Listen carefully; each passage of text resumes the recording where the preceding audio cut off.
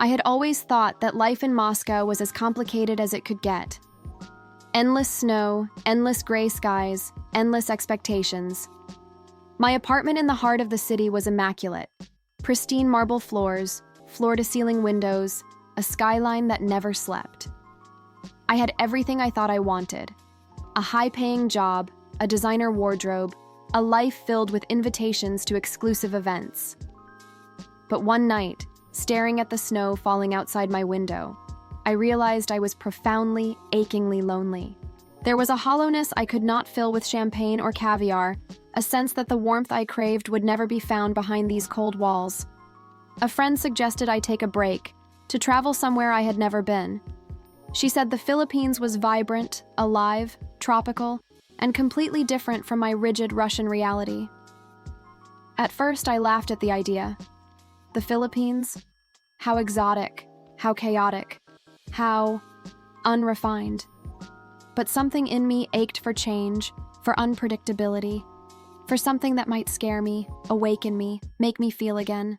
I arrived in Manila on a sweltering afternoon. The airport smelled of tropical humidity, dust, and exhaust fumes. The air was thick, heavy, almost sticky, but it was alive. Outside, the streets buzzed with jeepneys painted in colors I couldn't imagine in my monochrome Moscow. Vendors shouted prices. The scent of fried food mixed with exhaust. Children ran barefoot along sidewalks, their laughter unrestrained. I felt overwhelmed, off balance, but strangely awake. I was assigned a local driver to take me to the hotel, a man in a beaten-up van with peeling paint. He smiled nervously as he shook my hand, and though I initially hesitated, I couldn't help but notice the warmth of his gesture. He didn't ask for credentials, for invitations, for proof of status. He just smiled and said, "Welcome to Manila, ma'am. Relax. Enjoy." The first days were a blur of hotel bars, rooftop pools, and restaurants where every dish cost more than I earned in a week. I watched people on the street from the safety of air-conditioned glass, observing their lives like they were a documentary I didn't understand. I told myself I was here to experience the culture, but really I wanted distance from the emptiness I left behind. Then I needed to go somewhere simple, somewhere local. I wanted street food, to hear real voices, to feel the chaos on my skin. I told my driver to take me where the locals go. He smiled and nodded, but didn't speak much. The traffic was a nightmare, horns blaring like an orchestra of impatience, motorcycles weaving through cars as if gravity didn't apply to them. Somehow, amid all this, he navigated with ease, a calm center in a storm of Manila life. Eventually, he stopped in front of a small tricycle, a three-wheeled vehicle painted bright blue, patched in places, rusted in others, yet strangely charming. He turned to me and said, "We'll take this. It's faster here." I hesitated. A tricycle? Surely he was joking. But the mischievous glint in his eyes made me nod. I climbed in, feeling the fabric of the seat uneven beneath me. The engine roared to life and we shot into narrow alleys, weaving through markets, street vendors, children selling snacks, stray dogs darting across the road. My heart raced. Not from fear, exactly, but from a strange, unfamiliar exhilaration. I could feel the wind, the heat, the smell of cooking oil and wet pavement all at once. For the first time in months, I felt alive. He glanced at me once, smiled, and said, "You must be from Moscow. You look very delicate." I laughed, a little embarrassed. "I am," I admitted. "Everything here is intense." He shrugged, his hands firm on the handlebars. "Life is intense everywhere," he said. "Here, we just survive. And sometimes we laugh while surviving."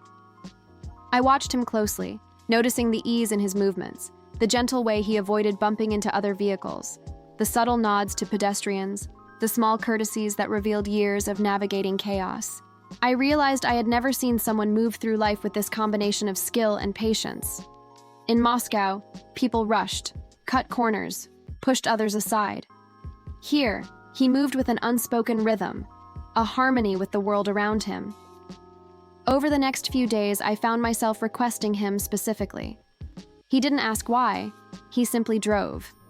He never questioned my sudden desire to visit narrow streets, to try local snacks, to wander through alleys thick with the scent of dried fish and fresh mangoes. I learned his name was Mateo. He didn't speak much English, but his broken words were laced with humor and sincerity. I began teaching him Russian words. He began teaching me Tagalog phrases. One afternoon, we stopped at a small beach in Cavite. Manila traffic had faded into distant hums, and the sun glimmered on calm water.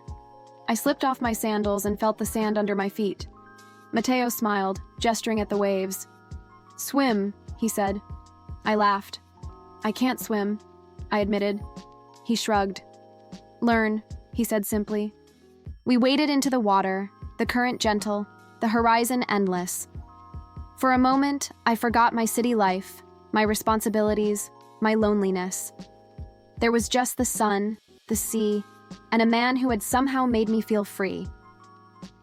He told me about his childhood, growing up in a small village, learning to drive a tricycle to help his family. His voice was soft but firm, and I hung on every word.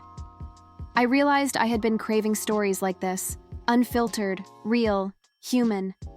Days passed. I found myself laughing more than I had in years, not at parties, not at jokes designed for cleverness, but at life itself.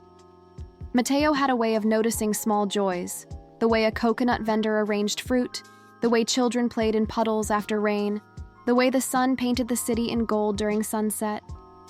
He had taught me to look, truly look, at the world around me. One evening, we rode the tricycle to a small eatery near the river.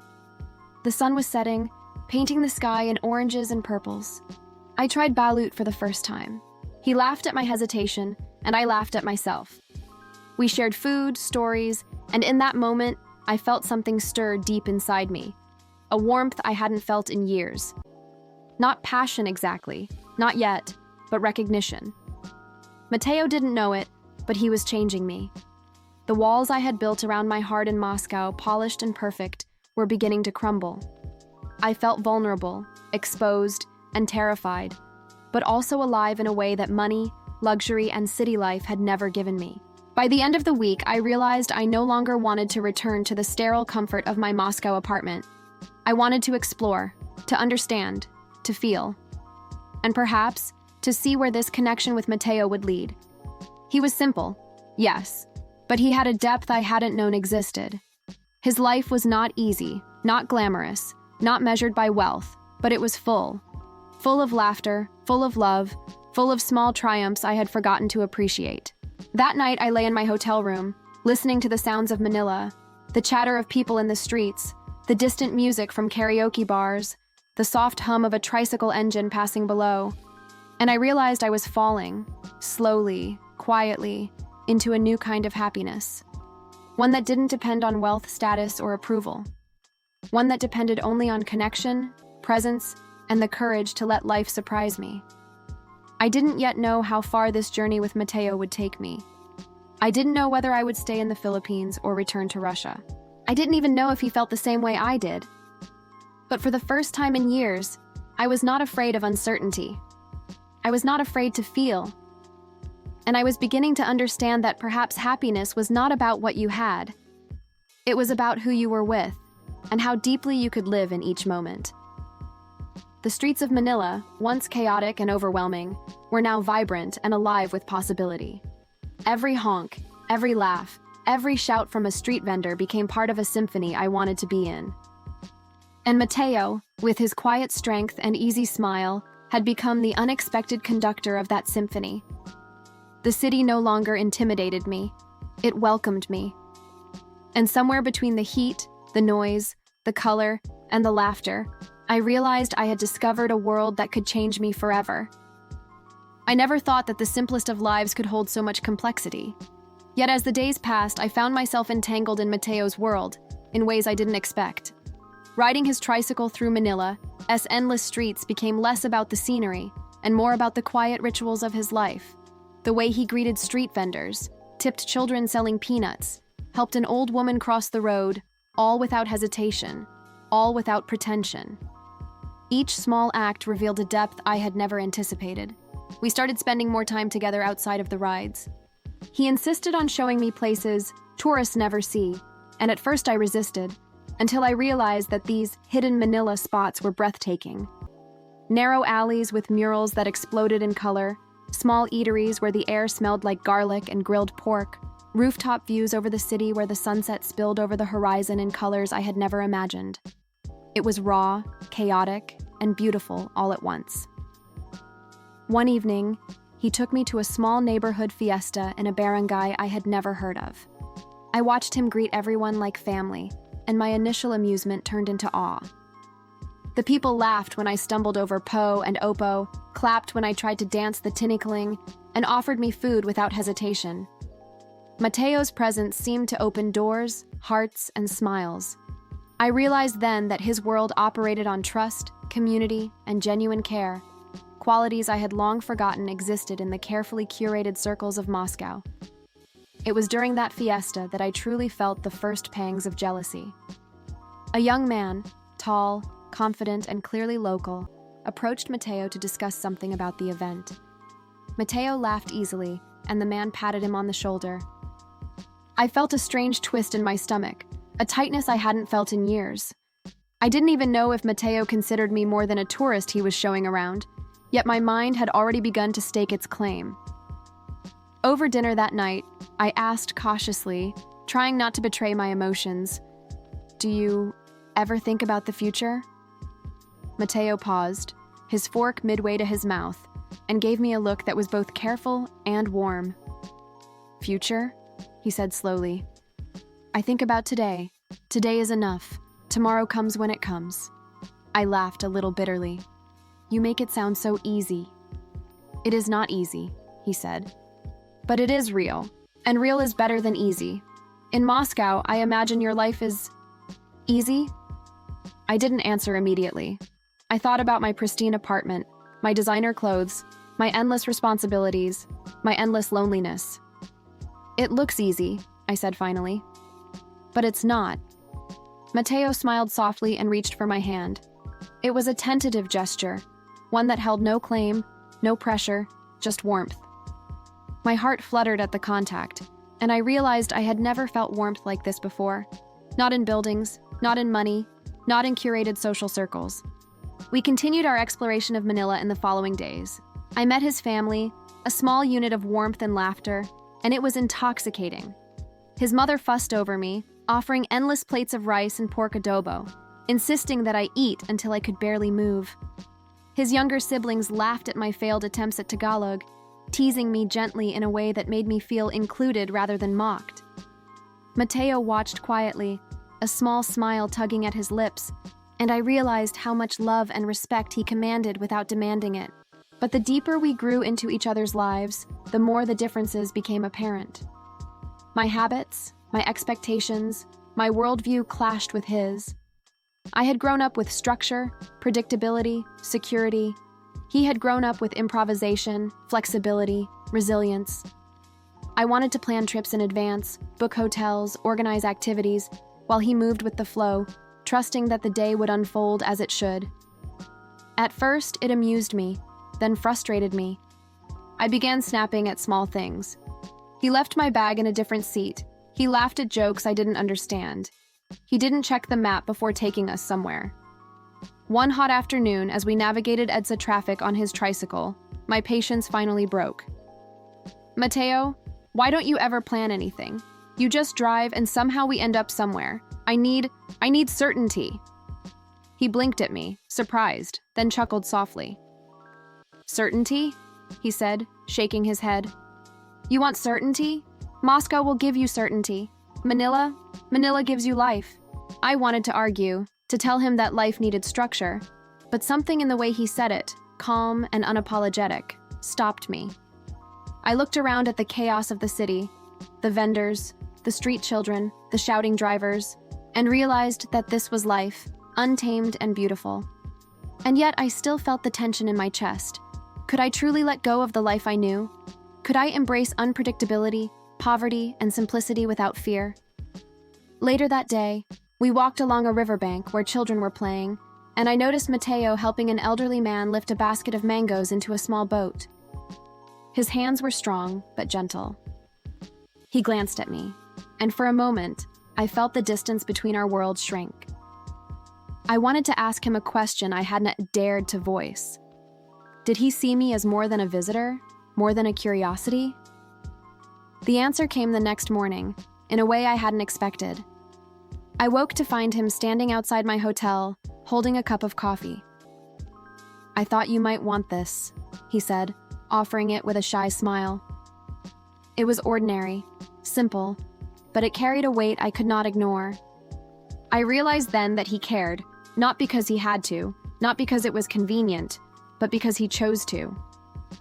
Our connection deepened in ways that made me simultaneously exhilarated and terrified. I laughed more, cried more, and thought more than I had in months.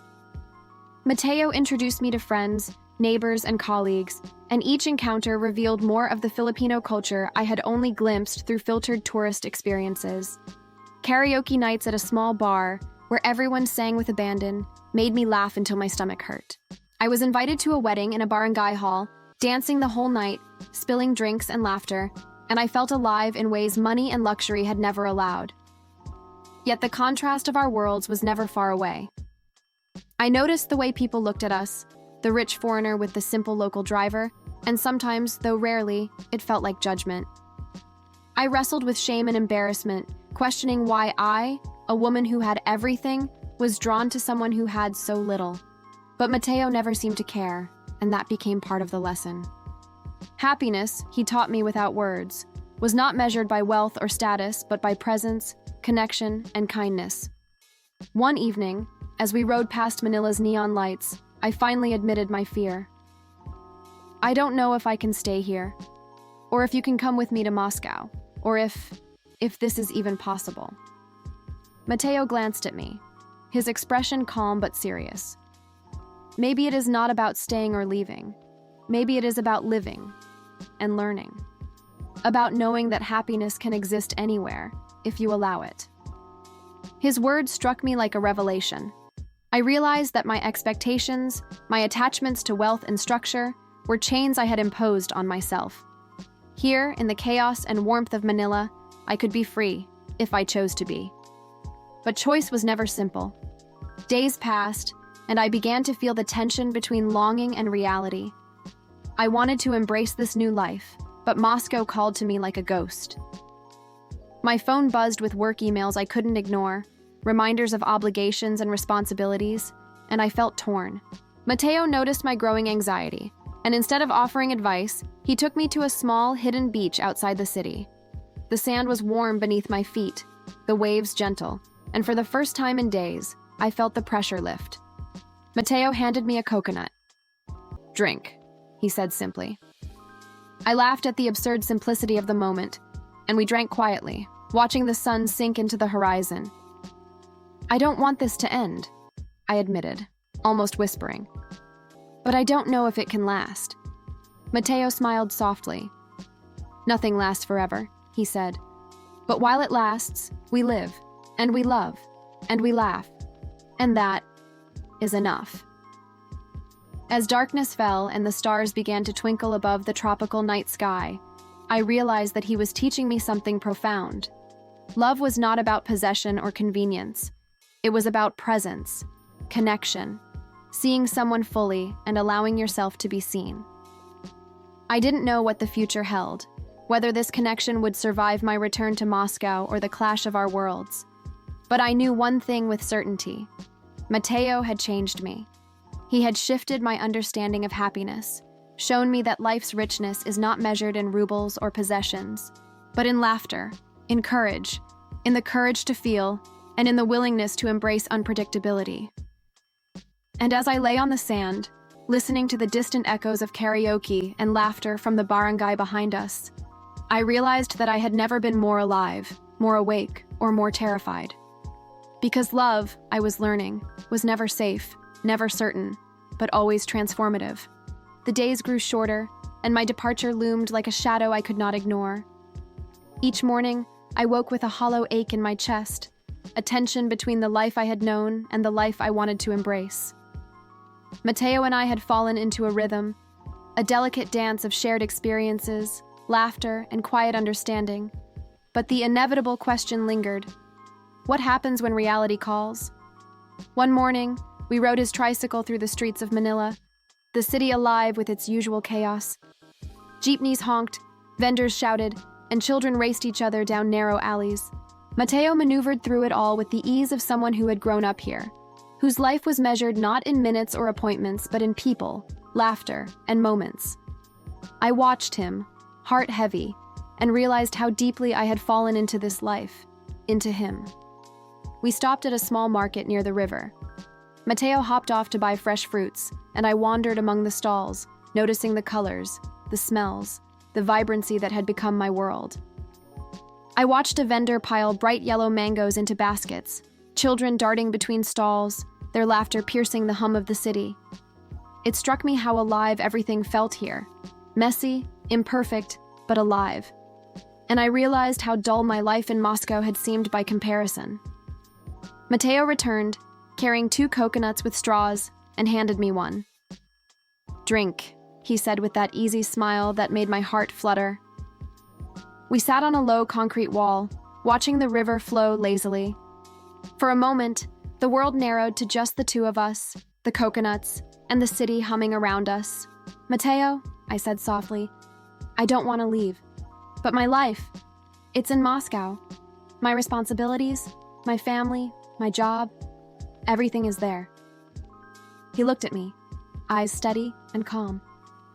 "And your heart?" he asked. "Where is your heart?" I swallowed hard, feeling the weight of truth pressing down. My heart was here, in Manila, in the chaos, in the laughter, in him. But fear clutched at me. Fear of judgment, fear of leaving everything behind, fear of uncertainty. Days turned into nights filled with small, quiet conversations that carried enormous weight. We talked about dreams and fears, about what it meant to love someone so different, about whether love could survive the distance between worlds. There were moments of laughter, moments of frustration, and moments of silence that spoke louder than words. One afternoon, Mateo invited me to a small fishing village outside the city. We rode the tricycle over dusty roads, past fields of sugarcane, until the sound of the sea replaced the traffic. Fishermen pulled nets from the water, children played along the shore, and women washed clothes in the shallow waves. Mateo greeted everyone with warmth and familiarity, and I felt a pang of awe at his life, the authenticity, the human connection, the simplicity. He handed me a small basket of fish and gestured for me to help him clean them. I laughed nervously, unfamiliar with the work, but he guided me patiently, correcting my clumsy attempts with gentle humor. "You must learn," he said with a wink. "In Moscow, they have machines for this?" I laughed, shaking my head. "Yes, machines, but they don't teach patience." As we worked side by side, I felt the rhythm of his life seep into me, the patience, the care, the intimacy of shared labor. I realized then that happiness was not about comfort or convenience. It was about connection, presence, and learning to embrace the small, messy moments. That night, we returned to the city and stumbled upon a small karaoke bar tucked in an alley. The sign flickered in neon red, and inside, laughter and singing spilled into the street. Mateo dragged me in, insisting I sing. I protested, my Russian pride bristling, but he was relentless. I took the microphone and stared at the crowd, a mix of locals and tourists, and began to sing. My voice wavered, my pronunciation faltered, but as I looked at Mateo, cheering me on with an exuberant smile, I felt something inside me loosen. I laughed, stumbled over words, and kept singing, the crowd joining in encouragement. It was messy, imperfect, joyous, and utterly transformative. Afterward, we walked along the riverbank, the city lights reflected in the water. Mateo took my hand, and I felt the weight of the upcoming decision pressing down on me. "I cannot imagine leaving," I admitted, voice trembling. "But I also cannot stay forever. Moscow. It calls to me." He squeezed my hand gently. "Then you must decide," he said. "Not for anyone else, not for me, not for your life before this, but for you." I realized he was right. I had been living in fear, clinging to the safety of the known, when what I truly wanted was the freedom to choose, to embrace love, to live fully. I spent the next few days walking Manila with him, absorbing every detail: the chatter of vendors, the scent of grilled pork, the neon lights reflecting in puddles, the laughter of children chasing stray dogs. I knew then that leaving would be painful, but staying without love would be unbearable. On the last night before my scheduled flight back to Moscow, Mateo took me to the rooftop of a small building overlooking the city. The skyline stretched out before us, a tapestry of neon, metal, and human life. He handed me a small paper crane, folded meticulously. "For luck," he said. I looked at him, tears welling in my eyes. "Mateo, I don't want to leave," I whispered. He smiled softly, brushing a strand of hair from my face. "Then don't. Stay. Live with me. Learn to laugh, to work, to love here." My heart raced. The choice was terrifying, unimaginable, yet completely natural. I realized that the life I had in Moscow, the apartment, the luxury, the certainty, could never give me what this life, with him, could. Not the laughter, not the connection, not the warmth. The next morning, I made my decision.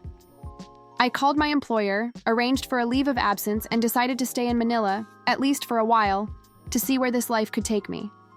Mateo met me at the airport with his tricycle, smiling that easy, heart-stopping smile, and I knew I had made the right choice. In the weeks that followed, we built a life together. Simple, chaotic, imperfect, and beautiful.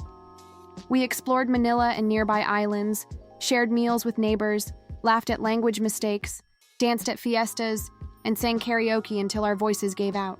I learned to appreciate the small victories, the daily acts of kindness, and the power of community.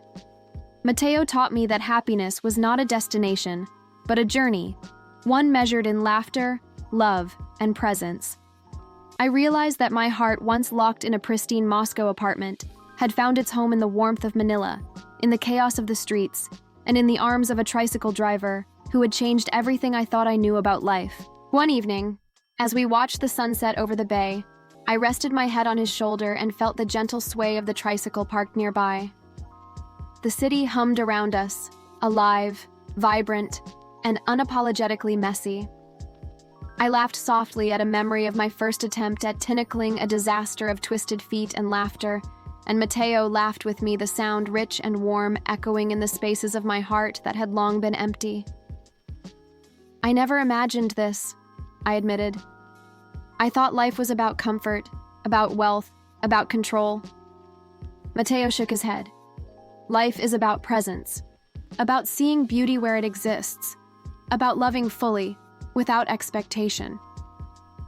And in that moment, I understood. I understood that love, happiness, and life itself were not about grand gestures or status.